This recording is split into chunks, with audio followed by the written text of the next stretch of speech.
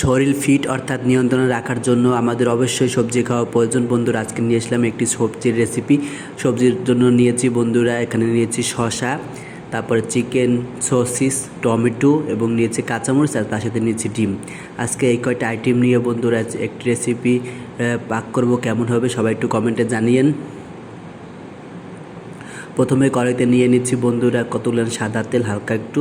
এরপরে এক এক করে সবকটা ভেজে উঠিয়ে নেব। প্রথমে ভেজে নিচ্ছি বন্ধুরা চিকেন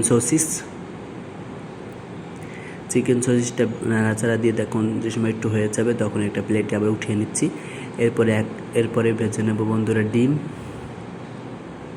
ডিমটাও দিয়ে দিচ্ছি সেই একই তেলের ভিতরে। এখন ডিমটাও ভেজে নিচ্ছি। এরপর নিয়ে নিচ্ছি বন্ধুরা সেই শসা কিন্তু আমাদের জন্য অনেক উপকারী। আপনারা প্রতিনিয়ত যদি 3 বেলা 3টা শসা খেতে পারেন তাহলে আপনাদের যে ভুঁড়ি থাকে সেটা অনেকটা কমে যাবে। চেষ্টা করবেন প্রতিনিয়ত একটা হলেও শসা খাবার।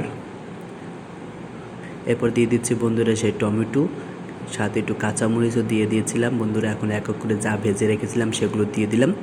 এখন দিয়ে দিচ্ছি একটু কিছু মশলা, oyster sauce, soya sauce, chicken powder, তারপর একটু মরিচের তেল দিয়ে একটু নাড়াচাড়া দিয়ে নামিয়ে নেব বন্ধুরা। আমাদের আজকের রেসিপিটা কেমন হলো সবাই একটু কমেন্টে জানিয়েন, আর অবশ্যই ফলো দিতে এবং শেয়ার করতে ভুলবেন না। Bye bye.